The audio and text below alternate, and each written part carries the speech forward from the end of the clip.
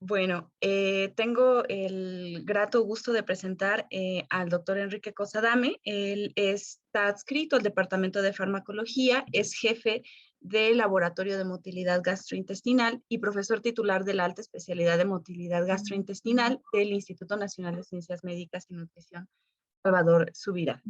El doctor Jorge Aquino Matus es R3 del Departamento de Gastroenterología, adscrito al Hospital Médica Sur, médico internista egresado del GEA González, y es quien dirigirá la ponencia de la manera inicial.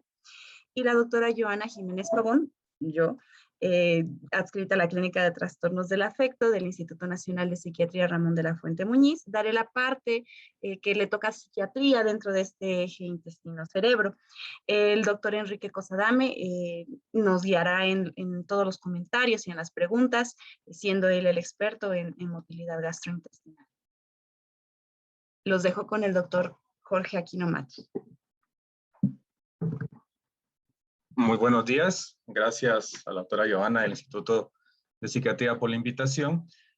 Y me encomendaron platicar de un tema que es apasionante en el mundo de gastroenterología, bueno, principalmente para mi persona, porque llega un momento evolutivo en los cuales nos toca aprender el por qué el intestino funciona de esta manera y es una base fisiológica muy importante, de la misma manera de que está conectada al cerebro. Y por eso esa parte de la iniciativa de dar este tema, porque ustedes son los expertos en salud mental y pues nosotros pues, nos dedicamos al estudio del tracto gastrointestinal. Y de manera de introducción, pues básicamente sabemos que el tracto gastrointestinal es una serie compleja de órganos huecos altamente desarrollados para moverse, almacenar y procesar nutrientes y sus desechos en su mayor parte de una manera inconsciente, y esa inconsciencia está en discusión actualmente. El tracto gastrointestinal tiene alrededor de 5 metros largo en total y prácticamente 32 metros cuadrados de superficie de absorción. Es decir, si lo pueden extender en una superficie serían 32 metros cuadrados, que es bastante importante. Y vamos a iniciar con un video, el cual nos servirá de introducción para la charla.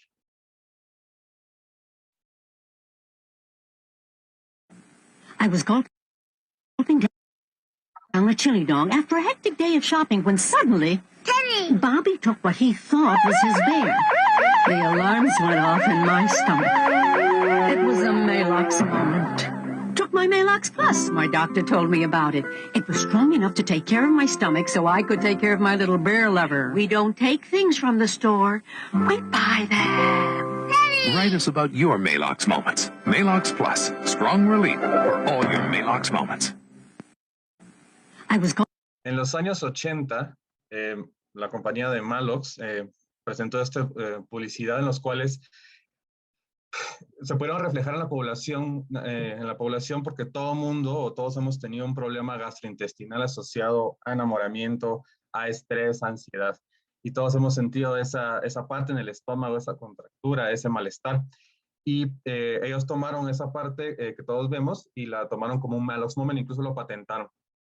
Y dentro de la práctica diaria de la medicina, encontramos muchos síntomas gastrointestinales, entre ellos lo que vemos en pantalla, que es el globus, esa sensación de cuerpo extraño o de oclusión de la garganta al momento de deglutir, que no tiene una causa orgánica, y evidentemente también las mariposas en el estómago cuando nos enamoramos. Entonces, aquí estamos viendo una conexión subjetiva entre lo que estamos sintiendo, lo que experimentamos por ansiedad, y con un síntoma determinado de dolor, malestar intestinal.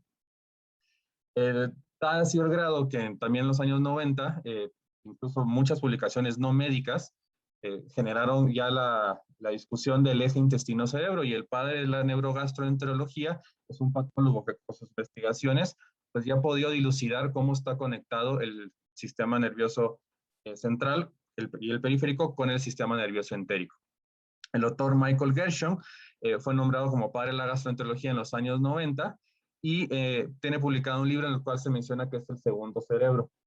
Sin embargo, prácticamente él propone que aunque es un segundo cerebro por su independencia parcial que tiene con el conocimiento y con el pensamiento abstracto, es prácticamente el mismo cerebro, las mismas neuronas que durante la evolución embrionaria se van separando, y una sección se convierte en el sistema nervioso central y otra sección se convierte en el sistema nervioso entérico, pero parten de la misma organogénesis. Los dos están conectados por el nervio vago, que de una manera pues permite ese puente de comunicación entre el sistema nervioso central y el sistema nervioso. Entonces él se propuso que el eje intestino microbiota cerebro, que vamos a ver por qué la microbiota es muy importante, se refiere a esa red de conexiones que van a involucrar múltiples sistemas biológicos que van a permitir la comunicación bidireccional entre bacterias intestinales, el intestino y el cerebro. Y esta es la publicación en el New York Times, donde lo nombran a él como el padre de la neurogastroenterología. El control intestinal en un momento se propuso que era exclusivamente miogénico, es decir, el músculo liso del intestino era el que iba a producir esa contracción y ese movimiento. Esas son las publicaciones iniciales. Sin embargo, ya se proponía que habían también una combinación de factores neuronales, factores hormonales, que vamos a discutir, y la unidad funcional o el cómo se mueve el intestino, cómo reacciona el intestino, se denomina el sinsitio SIP, que en español no tiene traducción, pero se deriva del acrónimo de las células de músculo liso, de las células intersticiales de Cajal y las células que representan el receptor A del factor de crecimiento derivado de plaquetas. En esta fotomicrografía electrónica vemos las células intersticiales, las células PDGFR alfa y el músculo liso. De esta manera están íntimamente conectadas con uniones estrechas y con, que permite la facilidad de la neurotransmisión entre estas células, y esto va a permitir que haya movimientos intestinales y que haya muchas reacciones del contenido intestinal y de los efectos en dirección superior e inferior de las neuronas también cerebrales. Es la unidad funcional del intestino, de eso por eso se va moviendo. Las células intersticiales de Cajal son conocidas como el marcapasos del intestino. Son aquellas que se van despolarizando de manera rítmica para favorecer las 4 fases del movimiento intestinal y el complejo motor migratorio. El sistema nervioso entérico, y lo recordarán de fisiología, se compone en dos, de un sistema muscular, un plexo mioentérico y un plexo submucoso. En el colon encuentran un plexo adicional, que es el plexo de Henle entre las capas circulares del músculo del colon, pero básicamente son estos dos. El plexo mientérico es aquel que tiene encargado los reflejos peristálticos, es decir, el movimiento intestinal como tal. Y el plexo submucoso es el que está expuesto y se reencarga de la secreción intestinal y la absorción de los nutrientes. En esta micrografía electrónica en la parte derecha se encuentran marcadas las células intestinales, las células enterocromafines, y en la parte azul que se ve en la parte inferior se encuentran marcadores de serotonina. Es importante que aunque la serotonina ustedes son los que más la manejan, el 95% de la serotonina del cuerpo se encuentra en el intestino. Por eso decía un maestro que el colon es la tumba de las emociones, porque francamente hay mayor cantidad de concentración de serotonina en el intestino que en el cerebro. En la parte derecha vemos los marcadores de SER, que es el transportador de serotonina, que es aquel que va a reciclar la serotonina y le va a redistribuir. Y esta serotonina se va a liberar por las células enterocromafines, posterior a una fase de mecánica, es decir, a una distensión del intestino o una estimulación química por los alimentos. Se libera al espacio intersticial y ya tiene sus efectos fisiológicos de motilidad intestinal principalmente.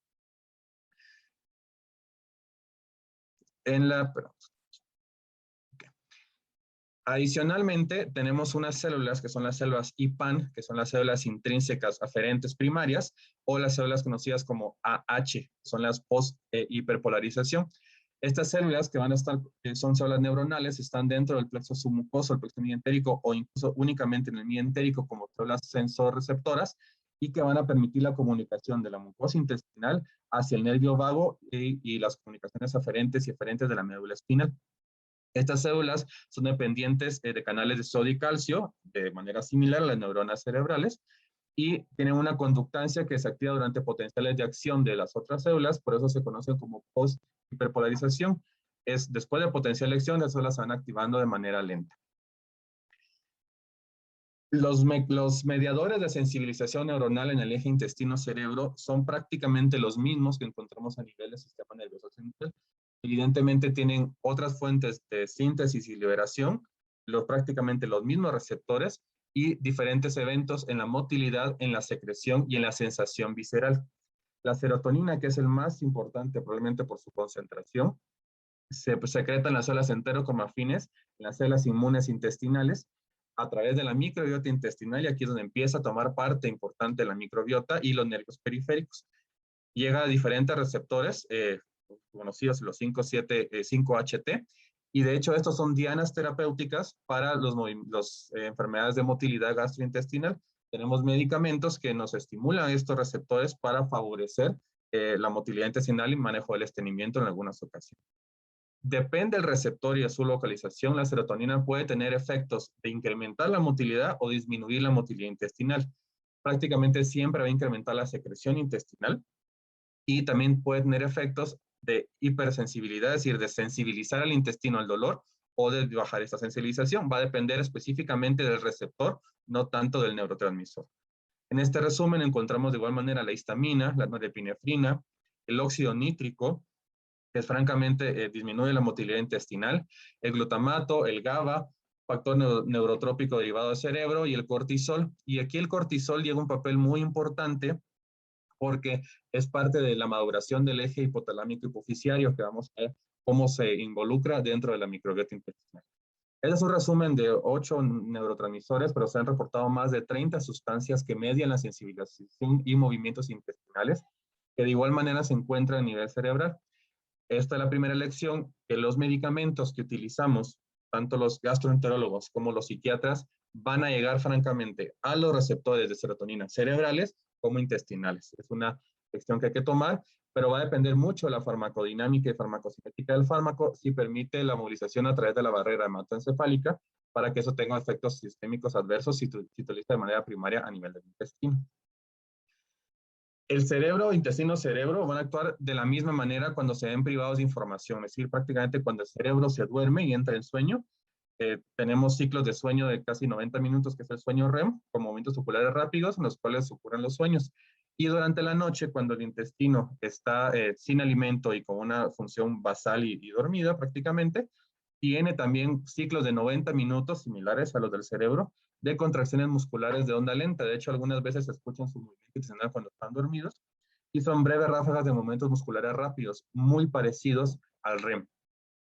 Y francamente, está tan conectado el intestino-cerebro que cuando tenemos una presa en persecución, y esto lo menciona el doctor Gershon, un animal que está asustado y corriendo no se detiene a defecar.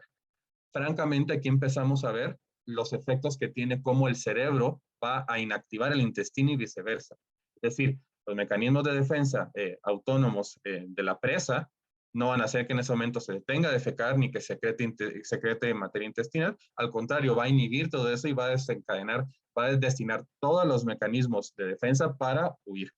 Entonces, ahí vemos uno y que todos lo hemos sentido en un momento cuando le da una mala noticia y que por un susto le dolió la panza y así. Entonces, encontramos esa unión. Francamente, somos prácticamente 1 kilo de bacterias. Tenemos casi 10 a la 14 microorganismos en el intestino y tenemos una variedad de genoma hasta 100 veces más en el intestino o las bacterias que en el sistema nervioso y que en todo el cuerpo. Hay más reportados más de 232 millones de genes bacterianos, y son casi de 100 a 200 millones de neuronas dentro del intestino. Dentro de la microbiota, lo que más se encuentra, y esto es otra lección importante, que no existe una microbiota normal. Es decir, no es como que tengan una buena o una mala microbiota, va a depender mucho del contexto sociodemográfico, alimentación y neurodesarrollo. Principalmente se compone de firmicutes y bacteroidetes. Y aquí vamos a hablar un poquito al final de los probióticos, que tienen un cierto papel en la modulación de algunas enfermedades. El nervio vago, como se recuerdan, es el que va a comunicar al sistema nervioso central con el sistema nervioso entérico. Y esto pues diferentes conexiones y diferentes estímulos que va a recibir con esta comunicación bidireccional del intestino hacia el cerebro. Entra en parte la microbiota intestinal, que tiene diferentes maneras de estimular a ese sistema nervioso entérico. Los componentes bacterianos pueden activar los receptores tipo TOL, que estos los conocemos muy bien, los efectos inflamatorios y algunas enfermedades ya muy bien determinadas. Por estos efectos, por ejemplo, el lipopolisacárido, que puede estimular la respuesta inmunológica y se ha asociado a algunos componentes bacterianos a predisposición de enfermedades autoinmunes. De igual manera, los componentes bacterianos van a activar las células epiteliales. Estos van a activar las células, las IPAN que les mencioné, las células H, que entonces empiezan a hacer esa comunicación ascendente del intestino hacia el sistema nervioso entérico y hacia el sistema nervioso central. Y de igual manera, estas bacterias también pueden activar las células enterocromofines, y estas son las que principalmente secretan serotonina, activan los inmunocitos y de igual manera van a activar el sistema nervioso entérico y van a hacer una respuesta hacia la evolución de esta comunicación bidireccional. Entonces, no es lo mismo tener un intestino depletado de bacterias a que las bacterias hayan formado parte del desarrollo normal y de esta comunicación normal del intestino-cerebro. Y esto lo hemos visto de cómo desde el nacimiento, incluso cambios en la microbiota de la madre tienen efectos benéficos o adversos en el niño. Va a depender mucho de cómo nace el niño, cómo se va a colonizar. Francamente, el útero es estéril, entonces ahí no hay microbiota, pero sí puede haber comunicación por los efectos que produce la microbiota de la madre hacia los efectos inflamatorios y unas citoquinas que pueden llegar al bebé. Al momento de que el niño nace por cesárea o nace por vía vaginal, va a tener diferente perfil de microbiota. El niño se va a colonizar por la vía vaginal de diferente población bacteriana, que esto le va a favorecer el neurodesarrollo, y que no quiere decir que sea uno superior a otro, pero sí es distinto. Asimismo, la microbiota va a cambiar durante la vida, con una mayor diversidad en la adolescencia y la edad adulta, y con una pérdida incluso o una migración de diferentes microorganismos normales y ya normales, que pueden tener efectos deleterios a nivel de la avanzada. Algunas bacterias, algunas poblaciones diversas se han asociado a predisposición para enfermedad de Parkinson o enfermedad de Alzheimer, o algunas también incluso para el desarrollo de autismo, trastornos afectivos en la edad. Entonces, tenemos diferentes etapas en el desarrollo, en el neurodesarrollo, que está francamente influido por la microbiota. No se sabe a ciencia cierta cómo, pero sí se sabe que los animales libres de gérmenes tienen diferente tipo de desarrollo neuronal cuando se les coloniza con otras bacterias, que vamos a ver también un poco más adelante. Las enfermedades psiquiátricas que ustedes se dedican, sí se ha asociado a diferentes perfiles de microbiota. Sin embargo, como les digo, no hay una microbiota normal, por lo tanto tampoco hay una microbiota prototípica para cada enfermedad psiquiátrica. Sí se han encontrado diferentes poblaciones de diferentes compuestos, pero con que la diversidad es muy grande. Y en este estudio que se hicieron a través de GWAS, que ustedes pues tienen mucha experiencia en manejo de GWAS, se comparó los GWAS de las enfermedades psiquiátricas con las microbiotas de las bases de datos de microbiotas, y se encontraron diferentes poblaciones o prevalencia de poblaciones con el desulfovibrio para enfermedad bipolar, por ejemplo, o también las diferentes poblaciones de bacteroides o bacteroidetes para la esquizofrenia.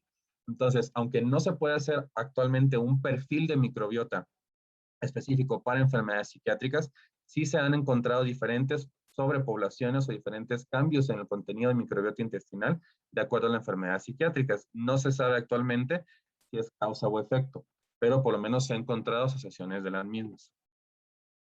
En esta gráfica lo que quiero resaltar también es la importancia que tiene esta microbiota para el manejo de los medicamentos. Muchos medicamentos que damos, aquí comparan 6 enfermedades entre cardiovasculares, diabetes, cáncer, enfermedad inflamatoria intestinal y enfermedades infecciosas. Algunas enfermedades y algunos medicamentos que damos para estas enfermedades tienen un metabolismo primario en la microbiota. Por ejemplo, pacientes con artritis reumatoide, la sulfasalacina, su componente activo, lo va a modificar la microbiota. Se sabe también que la metformina que damos para el hígado graso, para diabetes, para todas las enfermedades metabólicas, también tiene un componente importante en el cambio de la microbiota que va a favorecer una microbiota que es menos inflamatoria. Entonces, dentro de la población bacteriana que tenemos, aquí se ven varios filos de bacterias, encontramos diferentes efectividades de algunos medicamentos. Se han encontrado también algunos componentes bacterianos que predisponen a cáncer, otros que tienen un efecto protector o que tienen diferente tasa de metabolismo de las bacterias, de los medicamentos quimioterapéuticos. Un tema muy importante en la enfermedad inflamatoria intestinal, que habrán escuchado de la enfermedad de Crohn o la colitis ulcerosa, que también se ha encontrado un perfil de microbiota proinflamatorio o antiinflamatorio. Y algunos medicamentos que se dan biológicos, como el infliximab, vedolizumab o paracetamol, tienen un efecto también dentro de la microbiota de cambiarla o de metabolizarla de manera distinta. Entonces, al final de cuentas, si somos prácticamente 1 kilo de bacterias, este kilo de bacterias tiene efectos bastante importantes. Y esto lo sabemos a través de los estudios con los animales libres de gérmenes. Y estos animales que son los germ-free mice, por ejemplo, tienen diferentes tipos de detección, pero básicamente se definen como aquellos animales que se manejan en controles, en lugares aislados y monitorizados que previenen contaminación y que no se puede cultivar ninguna bacteria a través de su microbiota, ni de la piel, ni del intestino, ni nada. Entonces, estos estudios son los que nos pueden hacer por lo menos qué pasaría con un animal o un ser vivo que no tiene microbiota. Y lo que encontraron, y ese es un estudio clásico del doctor Sudo, a nivel del eje hipotálamo hipoficiario, se dieron cuenta que los animales libres de gérmenes, que son los GF, tienen una respuesta desmedida o desproporcionada al estímulo de estrés. Los que mencionan SPF son animales con una microbiota específica. Entonces, midieron la corticosterona en el momento de estimular de estresores a los animales libres de gérmenes y se dieron cuenta que la respuesta que tenían era desproporcionada, así como la liberación de ACTH y los esteroides. Cuando a estos animales les dan microbiota de cepas normales, eso sería a través del consumo por vía oral, les voy a explicar más adelante cómo se hace eso, estos animales regulan nuevamente su respuesta al estímulo estresor, es decir, se normaliza. Y lo que encontraron también es que entre más temprano se recolonicen estos animales libres de gérmenes, mejor va a ser su neurodesarrollo y su respuesta al estrés. Entonces, no es lo mismo que tengan un ambiente o un niño burbuja, por ejemplo, en los cuales no está expuesto, y es la teoría de la higiene, no está expuesto a bacterias, porque su neuromaduración o su maduración neuronal va a ser distinta y probablemente desmedida. La microbiota va a tener un papel muy importante en este desarrollo. Y esto también lo confirmaron en el desarrollo del plexo mientérico en animales libres de gérmenes, medida por en el intestino delgado, el duodeno y ayuno del ilium, en los cuales vemos una maduración normal, es decir, estas son redes neuronales normales en el intestino, se ven bastante nutridas, bastante organizadas, pero en animales libres de gérmenes, que son los GF, encontramos como el ilium tiene francamente muy mal desarrollo, se ven incluso más atróficas las conexiones neuronales y mucho más dispersas, no tan ricas como si fuera un animal con gérmenes o con microbiota normal. El ASF son los animales con specific pathogen free, entonces depletan de manera muy seleccionada qué bacterias van a quedar, y los ASF, que son un instrumento laboratorio, que es la flora alterada de Schadler, que son 8 microorganismos que se les dan a animales libres de gérmenes desde el estado postnatal para que tengan una microbiota controlada y conocida. Y lo que también destaca es que las diferentes bacterias intestinales van a producir neurotransmisores. Entonces, una parte importante es cuánta norepinefrina, oxitocina, incluso GABA pueden producir la microbiota intestinal. No se sabe francamente todavía si este contenido tiene, estos neurotransmisores tiene un efecto únicamente local o si también tiene un efecto sistémico y a nivel neuronal o sistema nervioso central. Lo que se han encontrado es que va a depender de la población de microbacterias que tengamos, diferentes sustancias que vamos a producir, y una de las más importantes para el neurodesarrollo son los ácidos grasos de cadena corta. Estos ácidos grasos de cadena corta no los producimos nosotros de manera normal, los produce la microbiota. Entonces es algo que va a favorecer la disminución de la respuesta C3, de la ansiedad, y favorece esta arborización también de las neuronas en el desarrollo temprano del niño. Estos ácidos grasos son lípidos que se producen por la microbiota y vienen francamente de la fibra dietética. Y esto actúa sobre el sistema nervioso central y van a regular la neuroplasticidad, la expresión epigenética y genética, e incluso el sistema inmunológico de los seres vivos. Y aquí vemos cómo esta interacción intestino-cerebro va a tener los efectos de los ácidos grasos de cadena corta producidos por las bacterias. Aquí aparece de manera importante el triptófano, porque si se recuerdan, nosotros no producimos triptófano. Eso lo producen las bacterias intestinales, y ese triptófano es el precursor de la serotonina. Entonces, el triptófano de la microbiota es la que nos permite tener serotonina y todos los efectos sistémicos que esta tiene. Esta interacción con las células intestinales, entonces, a través de las conexiones de nervio vago, van a alterar la función cerebral y viceversa. Y en la manera de resumen, encontramos cómo los diferentes efectores, los neuropéptidos, la microbiota, nos permite esta maduración normal entre otros, del eje hipotálamo hipofisiario. Por último, lo que proponen son los conectomas, que son los mapas de conexiones entre neuronas del cerebro, que también existe un conectoma cerebral y un conectoma intestinal. Y entonces encontramos cómo los neuropéptidos o las sustancias producidas por las bacterias tienen una interacción estrecha con las células intestinales y con la conexión de estos conectomas del intestino, como la sección inmunológica, neuronal, neuroendocrina, van a derivar entonces también en la comunicación con el conectoma cerebral, de estrés, de estado de ánimo, de sueño, de sensibilidad visceral, que permiten tener dianas terapéuticas para ambos. Y es nuestro síndrome, por definición, asociado a la microbiota y al eje intestino-cerebro, es el intestino irritable, que todos han tenido en un momento colitis o han tenido dolor por empacho o por cuestiones emocionales y que se les va al colon. Y el intestino irritable lo conocemos nosotros como aquel síndrome de dolor, distensión y síntomas intestinales sin una causa orgánica documentada. Pues luego de estudiarla, tenemos una opción que sea un intestino irritable por constipación o con un predominio de diarrea o con un predominio mixto que alterna entre estreñimiento, diarrea o no clasificada. Y este espectro del intestino irritable se desencadena también con efectos, con síntomas sistémicos como náusea, dispepsia o esta pirosis que tenemos a veces, reflujo, constipación, y que si lo ampliamos un poco más, ya tenemos intolerancia a los alimentos, tenemos algunos otros síndromes funcionales como prostatitis crónica, dolorosa, no infecciosa, y síndromes dolorosos neuropáticos sin una causa orgánica como tal, y que al final, dentro de todo el contexto, encontramos también trastornos de ansiedad, trastornos de depresión y somatización.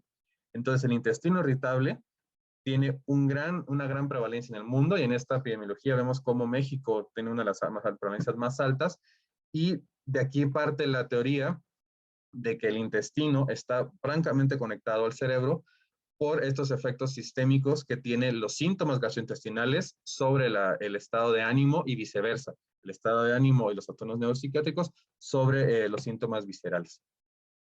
Se ha propuesto también que el eje intestino-cerebro y los metabolitos que se producen a nivel intestinal tienen efectos en el sistema de recompensa del cerebro.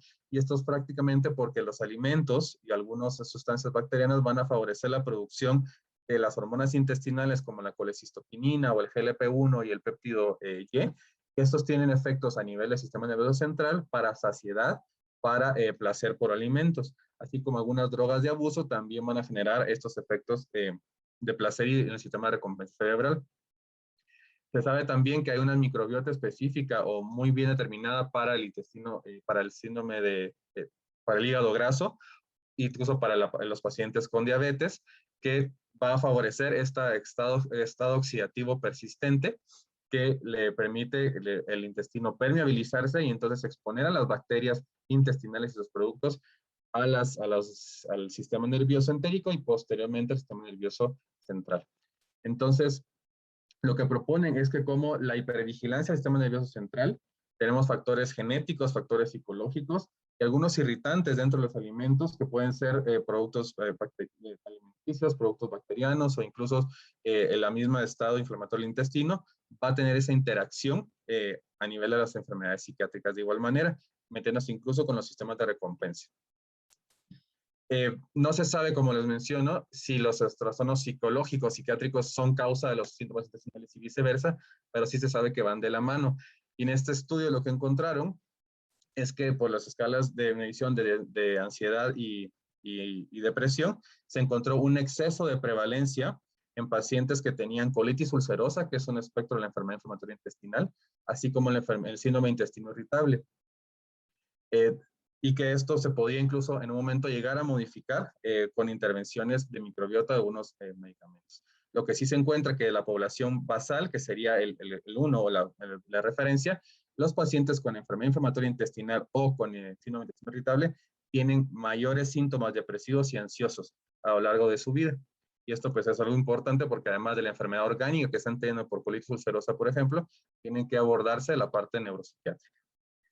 Algo que ustedes van a ver de manera muy frecuente va a ser la constipación. De hecho, es parte del espectro de las enfermedades psiquiátricas, cómo se va a manifestar eventos de constipación tanto por la enfermedad primaria como por efecto de los fármacos. que se dieron cuenta que si ustedes utilizan fármacos que le dan los 5-HT, en un momento estos efectos secundarios pueden llegar a constipación.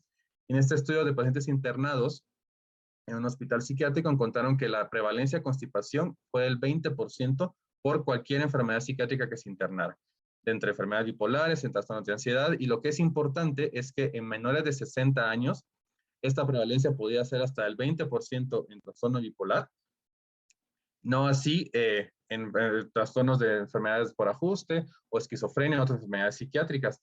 Lo que sí encontramos es que arriba de los 60 años ya tenemos otros factores que se asocian a constipación y por eso las prevalencias son un poco más altas. Hasta un 50% de los pacientes de 60 años o más pueden tener constipación asociada a una enfermedad psiquiátrica. Entonces, ténganlo en mente que tanto la enfermedad como los fármacos que ustedes pueden utilizar van a llegar a generar constipación en los pacientes.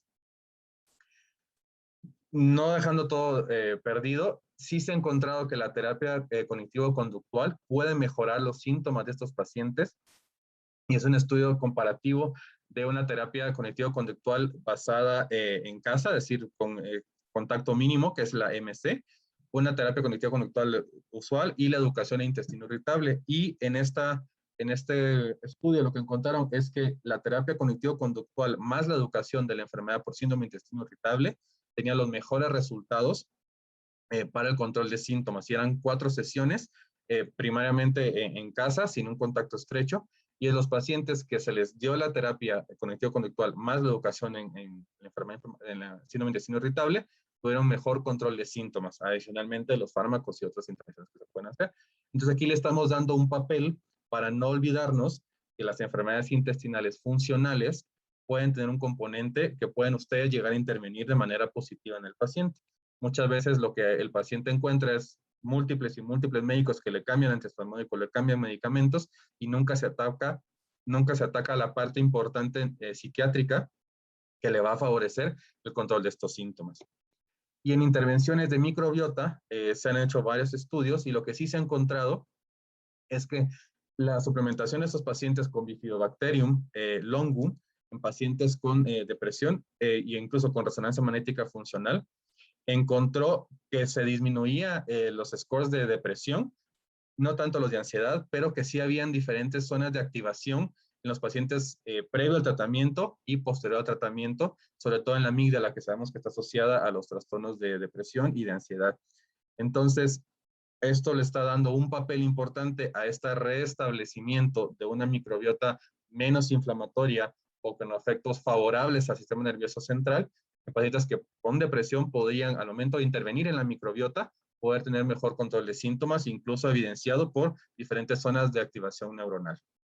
Algo muy interesante y que en un momento lo han de haber visto también, es que la vagotomía o la estimulación vagal en pacientes con epilepsia puede llegar a tener un mejor control de síntomas. Entonces, algunos proponen que en un momento la intervención de microbiota en epilepsia podría llegar a estimular suficientemente el vago para disminuir el riesgo de epilepsia, que es algo que sonaría prometedor, pero bastante difícil de comprobar en este momento. ¿Recuerdan a este señor que se lesionó James Parkinson, que escribió por la enfermedad de Parkinson? Y él, incluso en su descripción original de 1817, con 14 pacientes, en prácticamente todos, si se leen el reporte, mencionan problemas intestinales. Aquí textualmente lo cito, en el cual los movimientos intestinales eran tan severos, eran tan disminuidos, que incluso necesitaba estimulación mecánica para poder conseguir la evacuación en pacientes con shaking palsy en la enfermedad de Parkinson. La constipación, y aquí estamos hablando nuevamente de la comunicación intestino-cerebro, puede llegar hasta el 80% de prevalencia en pacientes con enfermedad de Parkinson. Y en algunos puede ser el síntoma inicial con hasta 20 años previos a la aparición de la enfermedad. Entonces, aunque es una patogénesis distinta, pero sabemos que ataca el sistema nervioso central, específicamente la sustancia negra, esta dopamina que está alterada podría llegar a ser un efecto también inicial y por causa de la constipación en estos pacientes. Que tampoco hay que olvidarlo. Y en autismo también se han hecho algunos estudios, y aquí es un estudio muy interesante en los cuales a 18 niños del espectro autista se les hace una intervención primero para eliminar su microbiota con uso de antibióticos, con vancomicina, y posteriormente se les da un trasplante de microbiota fecal los cuales se prepara la microbiota y básicamente son las heces de personas sanas, en las cuales se procesa, se aísla, se puede ingerir a través de cápsulas congeladas o a través de endoscopía, se puede instilar en el intestino para intentar alterar esta microbiota de una persona sana a una persona con un trastorno de autismo. Y lo que encontraron, que en el seguimiento de 8 semanas, tenían menor prevalencia de síntomas gastrointestinales, porque también el espectro autista tiene una alta prevalencia de síntomas gastrointestinales, dolor abdominal, distensión, diarrea y constipación. Mejoraban los síntomas por la escala GCRS, que es la escala de síntomas gastrointestinales, y mejoraban también los puntajes en el CARS, que ustedes lo conocerán mejor, que la escala de estadificación de riesgo de autismo. En el SSRS también mejoraban los síntomas y las demás escalas que se utilizan para la estadificación y el seguimiento de estas patologías. Entonces, también lo que encontraron es que al momento de intervenir de esta microbiota de personas sanas en personas con autismo, había un incremento de la diversidad de las bifidobacterias y las prebotelas dentro de las personas autistas. Entonces, aquí le está dando un papel también a la intervención en autismo, que es una enfermedad bastante discapacitante, del efecto de la microbiota a nivel inflamatorio y a nivel de control de síntomas. Y de igual manera, en la enfermedad de Parkinson está la hipótesis de Braak, es que la patogénesis de la mayoría de los casos de Parkinson esporádico van a iniciar en el intestino. Y esto, aunque está muy difícil de determinar cómo va a empezar esta enfermedad dentro del intestino por la microbiota, hay un estudio muy interesante en los cuales siguieron a pacientes que se le había realizado una vagotomía. Estamos hablando del que comunica el intestino con el cerebro, que es el nervio vago. Y esa es una intervención que se utilizaba por enfermedad por úlcera péptica y hemorragia intestinal ulcerosa, en los cuales no se lograba controlar con inhibidores de bomba o con intervención endoscópica. Y al momento de seccionar el vago, tenían ya menor secreción intestinal y menor producción de ácido gástrico. Siguieron a estos pacientes y de acuerdo a si se les hacía una sección troncal o una supraselectiva, encontraron que a lo largo de los años tenían menor incidencia de enfermedad de Parkinson. Entonces, se vuelve la teoría que esta comunicación de todo lo que está pasando en el intestino con los efectos inflamatorios, la producción de neurotoxinas y demás, que se comunican con el cerebro a través del nervio vago, al momento de seccionar esa comunicación, ya nuestros pacientes tienen riesgo de enfermedad de Parkinson, o por lo menos se disminuye en un buen porcentaje. Y para recordarlo, que cualquier medicamento que nosotros demos y que tiene efectos psiquiátricos o a nivel del sistema nervioso central, es muy probable que estos efectos también lleguen a ocurrir en el ambiente del intestino.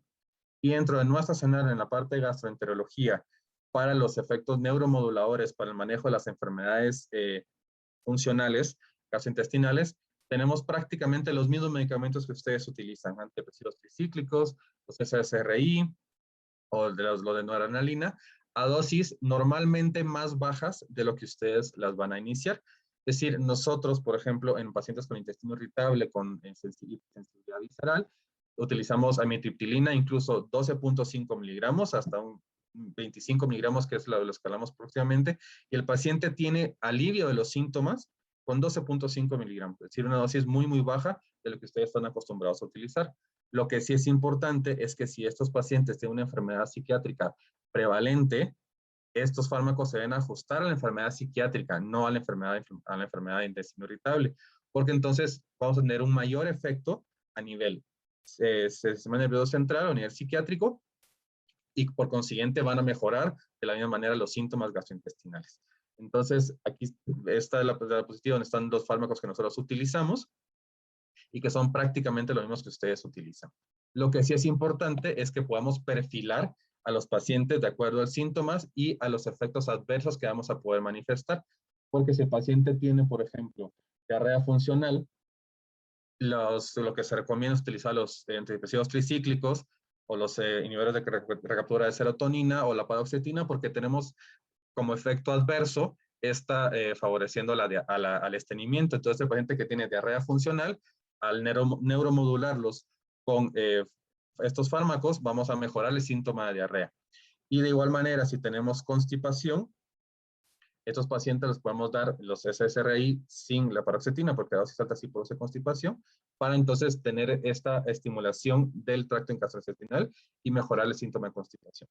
Pero eso es lo que nos va a importar de perfilar a estos pacientes de acuerdo a sus síntomas funcionales de los neuromoduladores que nosotros vamos a utilizar. Y le damos neuromoduladores porque dentro de los pacientes funcionales, al momento de dar un medicamento antipsicótico o antidepresivo, se estigmatiza, y ustedes lo van a ver también, la enfermedad psiquiátrica. Y hay que explicar al paciente, y tenemos mejor apego con los fármacos cuando se le explica que se va a neuromodular y no se le va a tratar francamente la depresión. Pero si el paciente está deprimido, evidentemente necesita la intervención psiquiátrica, y que eso va por corolario a mejorar los síntomas gastrointestinales. Y la efectividad ya está determinada en varios metaanálisis, es el más importante, de los cuales la mejoría de síntomas puede ser hasta de un 34% con el uso de los antidepresivos o antipsicóticos en estos pacientes funcionales. Entonces, sí tiene un papel importante, y el fundamento fisiopatológico pues ya está muy bien determinado por todos los efectos a nivel de la microbiota y la comunicación intestino-cerebro. Por la parte de gastroenterología, los puntos clave de esta charla es el eje intestino-cerebro y microbiota. Es imprescindible para el neurodesarrollo. De igual manera que sabemos que no existe una microbiota normal, y la microbiota debe considerarse como uno de los factores responsables del proceso de salud y enfermedad, pero no es el único. Tampoco se le puede achacar la culpa únicamente a la microbiota. Pues si soy obeso por microbiota, tampoco. Y que las intervenciones del eje intestino-cerebro y microbiota se van a utilizar en el contexto adecuado. Evidentemente no vamos a tratar la depresión con monoterapia, con probióticos, pero sí puede ser un efecto adyuvante al manejo de estos pacientes. Y en el momento de indicar neuromoduladores, va a ser muy distinto, primero, perfilar al paciente, y segundo, si tenemos una enfermedad psiquiátrica prevalente, usualmente la que va a prevalecer y la que va a indicar la dosis y el ajuste de los del tratamiento neuromodulador. Y por último, a tal grado llega el papel de la microbiota que existe un síndrome que es el Auto-Brewery Syndrome, que es el síndrome de autofermentación, en las cuales una sobrepoblación de la microbiota con Saccharomyces cerevisiae, que es la misma levadura que produce cerveza, puede llegar a producir de los carbohidratos alcohol dentro del intestino, incluso llegar a emborrachar a la persona sin consumo franco de alcohol. Y de igual manera, no es únicamente el consumir yogures o probióticos para mejorar todas las enfermedades. ¿De acuerdo? Doy paso a la doctora Johanna para que nos hable entonces ahora de la parte de psiquiatría del eje intestino-cerebro.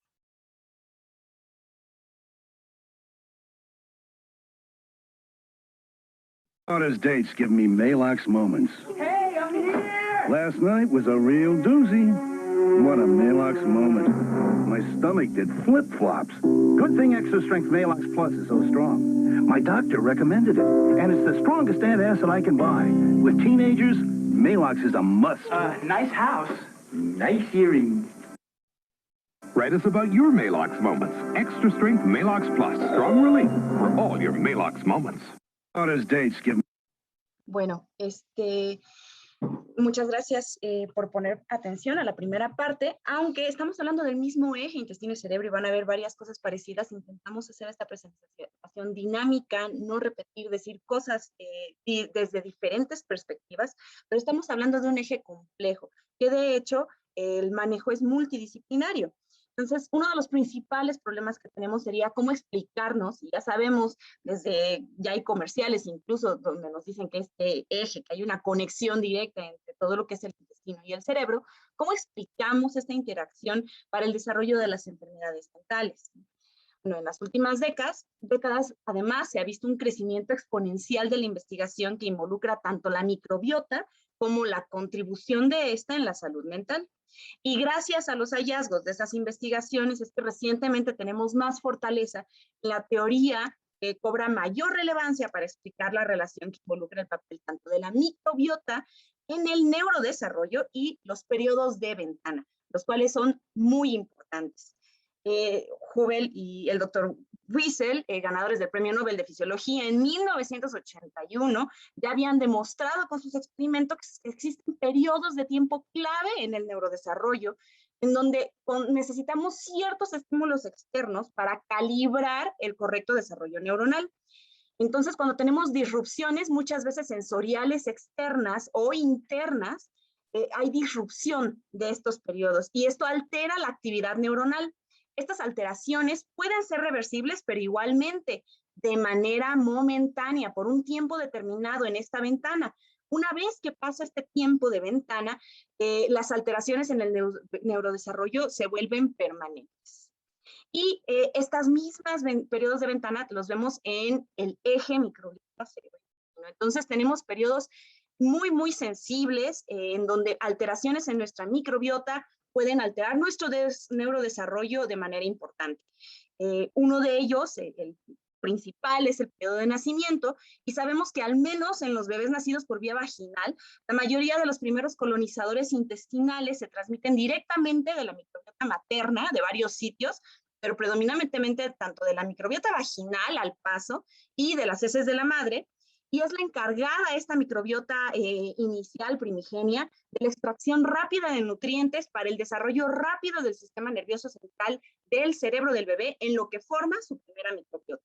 Después sigue un periodo de ventana muy sensible, que es el periodo del destete, que es crucial para el sistema inmunológico. Esta se origina cuando empezamos el destete, tenemos un cambio inflamatorio de nuestra microbiota y esto calibra el sistema inmunológico. Entonces, en los estudios de los doctores Nabhani y Guevara, sobre todo, ellos trabajan con modelos murinos libres de gérmenes, en donde recolonizaciones posteriores son los que sustentan que es justo este periodo, el de ventana, en donde se pueden evitar alteraciones de comportamiento social y diversas enfermedades inmunológicas, si se vuelve a recolonizar en el periodo del destete a ratones libres de gérmenes. De ahí sigue un periodo de relativa estabilidad en la microbiota, en donde aunque haya cambios en la microbiota, no va a haber como tal alteraciones en el desarrollo muy significativas. Las siguientes dos etapas, la última es la menos estudiada, pero la que más nuevas investigaciones están haciendo. La primera es el pase de la adolescencia a la edad adulta temprana, en donde hay un cambio de la microbiota que es muy sensible a estímulos, y además es justo en este momento, en el momento de la adolescencia, en donde solemos tener consumo de sustancias, cambios dietéticos importantes, psicotrópicos consumidos externos que pueden alterar nuestra microbiota. Y el último periodo sensible sería el paso de la adultez al adulto mayor, en donde también nos deja un periodo de ventana que puede alterar el neurodesarrollo o ya la parte neurodegenerativa. Entonces, ¿qué cosas pueden alterar en estos periodos de ventana? ¿No? Incluso antes del nacimiento, hay muchos factores que dan forma a la microbiota. Pero tenemos estos 6 que no son exclusivos, hay más, pero que son muy importantes para alterarlo. Por ejemplo, los factores genéticos. Hay estudios complejos de heredabilidad, implica la heredabilidad de diversas especies y de nosotros mismos, que sí le dan cierta heredabilidad a nuestra microbiota, pero no en todas las especies. Las que más se han ligado tienen que ver con las bifidobacteriums, pero hay una gran proporción de la microbiota que no es hereditaria, tiene componentes ambientales. Estos factores explican, de hecho, más la variación de la microbiota humana que la parte genética. Otro de los grandes moldeadores de la microbiota es el estrés. Influye en todos los niveles del eje microbiota-intestino-cerebro, sobre todo en la infancia temprana. Y es un factor de riesgo establecido claramente desde los estudios de Kessler en 2010 para trastornos del neurodesarrollo, así también como problemas gastrointestinales y de alteraciones en la composición de la microbiota.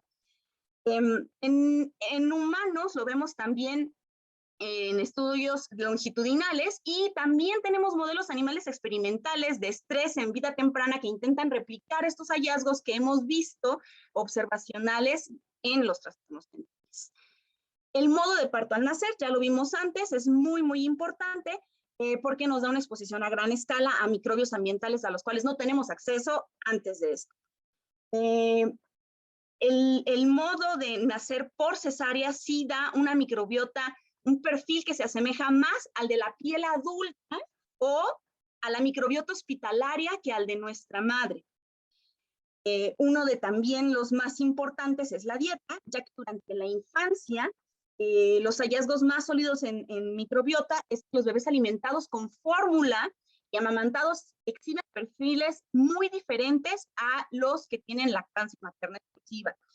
La lactancia materna exclusiva se ha asociado a un neurodesarrollo acelerado en comparación con quienes son alimentados con fórmula o de otras maneras. Y las últimas cosas que cambian, y unas de las más importantes, sobre todo en nuestros años, son los factores médicos. Por ejemplo, tanto infecciones bacterianas o virales, problemas gastrointestinales, sobre todo en la infancia temprana, pueden traernos el uso de antibióticos. Los antibióticos, incluidos muchos que se dirigen a problemas neurológicos en la infancia, van a alterar totalmente el crecimiento de ciertas bacterias del intestino, justamente en los periodos de ventana tan importantes que son en la infancia.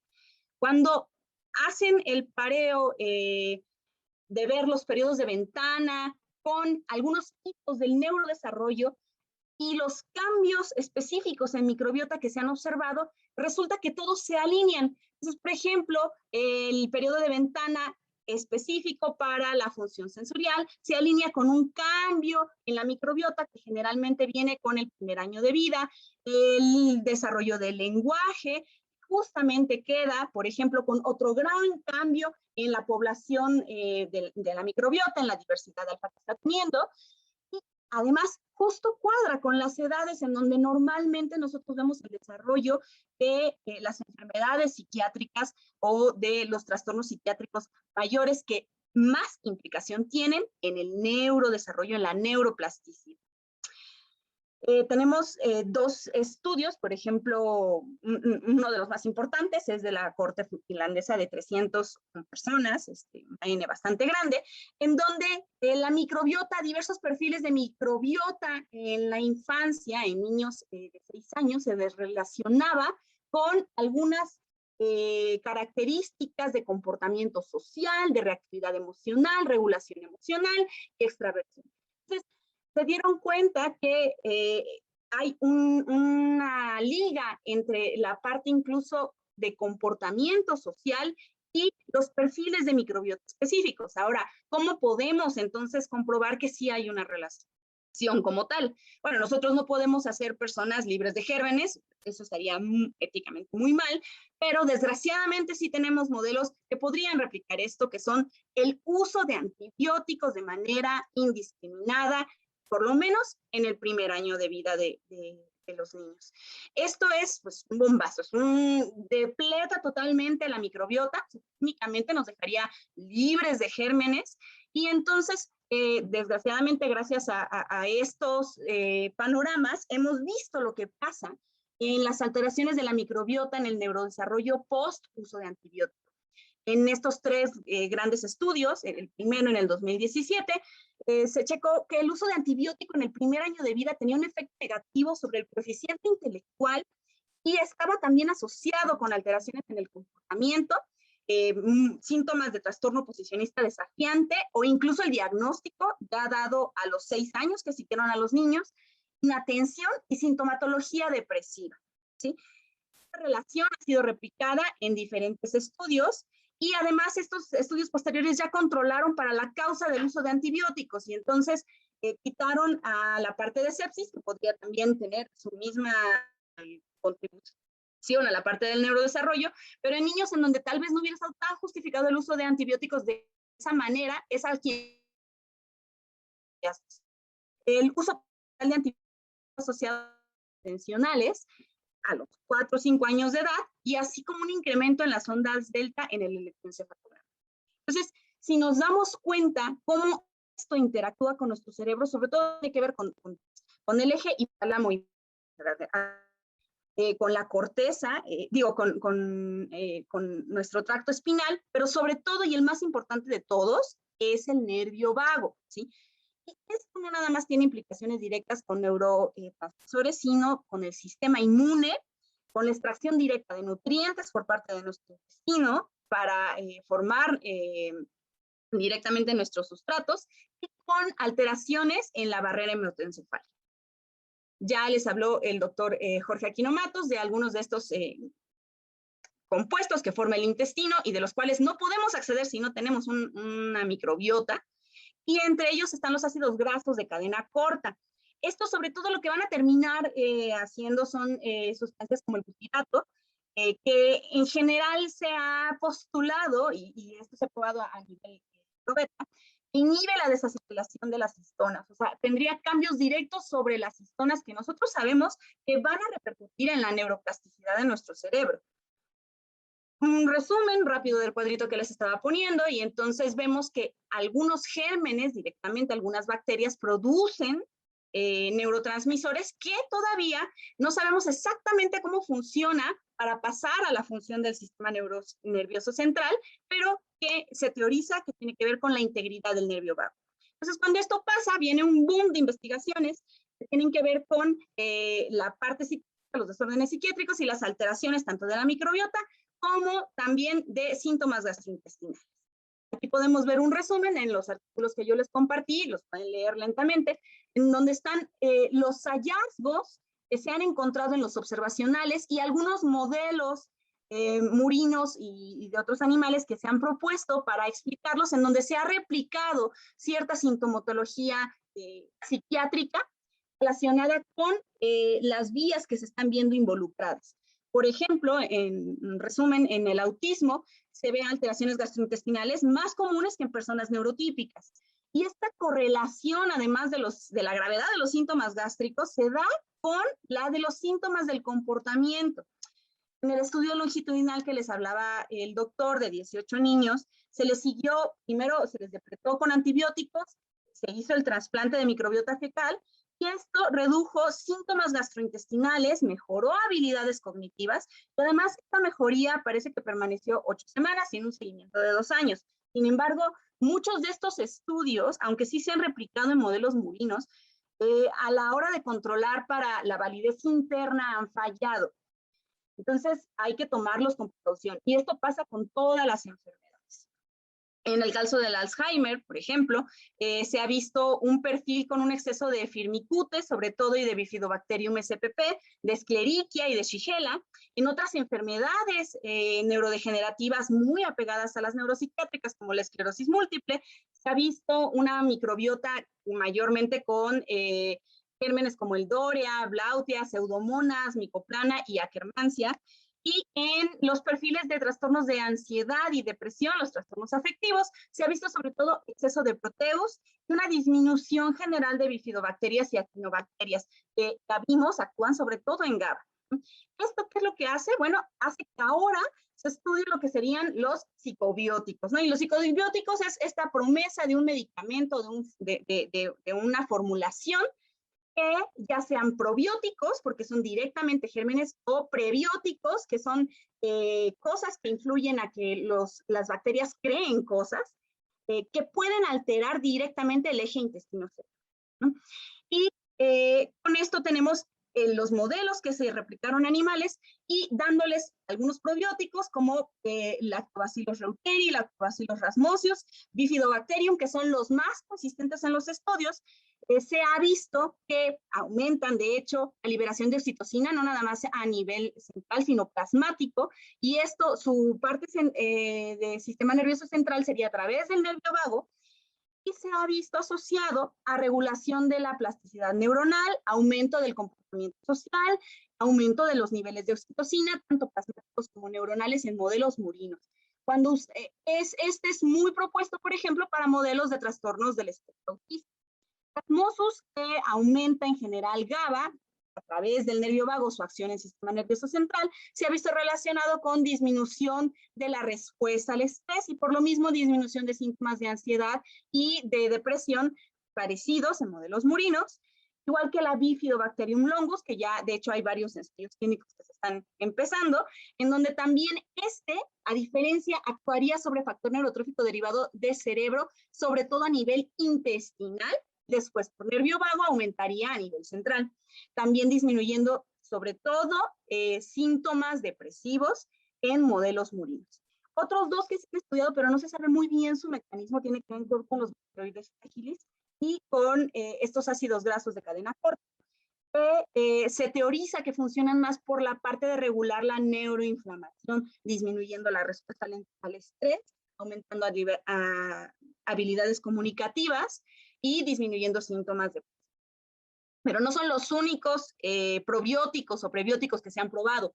Aquí hay varios modelos, por ejemplo, en enfermedad de Alzheimer, han probado sobre todo prebióticos que tienen que ver con oligosacáridos, que podrían aumentar la función cognitiva, disminuir la función inflamatoria, aunque en Alzheimer se ha visto que tiene incluso una depresión con antibióticos, cuando tenemos una microbiota muy aumentada, como lo que se estaba comentando, Shigella pseudomonas, puede incluso mejorar los síntomas cognitivos del Alzheimer por una temporada.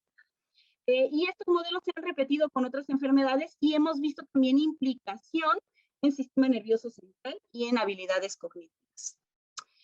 La otra cuestión es que se nos olvida que también nuestros psicofármacos alteran la microbiota directamente. Y esto ya lo sabemos desde hace muchísimo tiempo. Desde 1999 están estudios donde el Helicobacter pylori disminuye la absorción de agonistas dopaminérgicos. Entonces, empezaron los estudios en donde erradicaban pylori del intestino y esto aumentaba la eficacia del levodopa y disminuía la sintomatología en enfermedad de Parkinson. Por ejemplo, en estudios más recientes, donde checamos la biodisponibilidad de algunos antipsicóticos como lanzapina o risperidona, dependiendo del perfil de microbiota, hemos visto que los medicamentos funcionan de manera diferente dependiendo del perfil de microbiota que tenemos. Entonces, algunos de los hallazgos que hemos visto es que cuando se les da antibioticoterapia a estos modelos animales, cambia la farmacocinética, pero es específica a ciertos medicamentos. En este caso, lanzapina. La de risperidona y su biodisponibilidad sigue siendo muy parecida, la misma, incluso por depresión de antibióticos, aunque cambia la microbiota después. Cuando depletamos y damos olanzapina, aumenta la biodisponibilidad de olanzapina hasta 1.8 veces más, ¿sí? Esto nos habla de una interacción directa con la microbiota y ciertos de nuestros psicofármacos, lo cual ha abierto una ventana a que, bueno, si doy un probiótico para intentar que incluso después de la depresión de antibioticoterapia o de dar un antipsicótico disminuya el peso, los efectos secundarios de algunos de los medicamentos, que es la olanzapina, y hacia allá van varios estudios que han tenido resultados contradictorios sobre la disminución o el no aumento del peso con el uso de probióticos junto con algunos antipsicóticos como olanzapina, y hay un estudio de risperidona. Esto sobre todo lo han hecho con prebióticos vigos, que lo que hacen es darnos acetato de sodio, butirato, o sea, actúan sobre ácidos grasos de cadena corta, pero lo mismo, los resultados son contradictorios. No son los únicos fármacos que se han estudiado. Por ejemplo, tenemos grandes estudios que han checado la interacción directa de los psicofármacos en el intestino, porque sabemos ya, y también lo sabíamos ya desde un poquito antes, que la fluoxetina, el escitalopram, otros antidepresivos diferentes, tienen un efecto antibiótico, antimicrobial directo en el intestino. Al igual que el litio, que el valproato, que el aripiprazol, su administración cambia la composición de nuestra microbiota a niveles significativos. Sobre todo, por ejemplo, con litio y valproato, de manera inicial, lo que hace es que empiece a prevalecer Clostridium, Peptoclostridium y intestinobacterias en la microbiota intestinal. Al mismo tiempo, las enfermedades gástricas y cómo se altera la motilidad intestinal va a alterar a nuestros psicofármacos, ¿no? Les pongo aquí un ejemplo, por ejemplo, pancreatitis, enfermedad inflamatoria intestinal o hacerse un bypass gástrico, pues en general nos van a llevar a una malabsorción crónica y esto va a hacer que nuestros medicamentos no se absorban adecuadamente. Las gastroparesias, que van a hacer que el vaciamiento gástrico sea muy lento, van a aumentar en general el contenido de ácido gástrico y esto va a alterar la absorción de los medicamentos dependiendo de cuál estamos dando y en general nuestros medicamentos pueden empeorar la gastroparesia. Hay que recordar que cuando nosotros tomamos un psicofármaco, primero se absorbe y luego se metaboliza y la absorción es el primer paso importante a considerar cuando nosotros recetamos. La paroxetina, por ejemplo, se ha asociado a un aumento de la motilidad del intestino delgado y los antidepresivos tricíclicos a un vaciamiento gástrico retrasado. Bueno, ya sabemos nosotros, siempre tenemos que considerar incluso el riesgo de sangrado gástrico cuando usamos ISRS, que de hecho el riesgo absoluto es pequeño, pero hay que considerar el uso concomitante con otros medicamentos y en poblaciones especiales, por ejemplo, con colonización con Helicobacter pylori, adultos mayores, con problemas de trombocitopenia, pues este riesgo absoluto va a aumentar. Esto nos podríamos resumir en que el mantenimiento de una microbiota diversa y la integridad de la mucosa intestinal son necesarios para una apropiada absorción de psicofármacos, pero a su vez nuestros psicofármacos alteran estos dos componentes. Entonces, desde este punto, los puntos clave serían que primero la disbiosis de la microbiota en los periodos de ventana se asocia a alteraciones del neurodesarrollo, tanto en estudios en humanos como en modelos murinos. Antes de pensar en el uso de probióticos, de prebióticos, de lo que nosotros conocemos como psicobióticos que le pegan al eje intestino-cerebro, tengamos precaución en el uso indiscriminado de antibióticos, sobre todo en el primer año de vida. ¿Sí? Siempre preguntemos por el uso de medicamentos y enfermedades gastrointestinales para valorar la interacción en la absorción de nuestros psicofármacos o la exacerbación de síntomas gastrointestinales por nuestros psicofármacos. Eso nos llevaría a recetar psicofármacos tomando en cuenta el intestino, que sería considerar rutas alternas de administración en pacientes que tienen alteraciones graves del tracto intestinal, de disponibilidad de medicamentos en pacientes que han tenido antibioterapia previa y que van a responder probablemente de una manera más fuerte a nuestros medicamentos, sobre todo a los antipsicóticos parecidos a clozapina o a olanzapina, y pacientes con comorbilidades con intestino irritable, por ejemplo, si tienen una variante de diarrea, darles a lo mejor un antibiótico tricíclico para tratar nuestro trastorno psiquiátrico, pero que le va a ayudar a los síntomas gastrointestinales y no los va a complicar, y al revés, si tuvieran una variante de constipación, dar un inhibidor de la recaptura de serotonina que nos ayudará a movilizar ese tracto gastrointestinal. Entonces,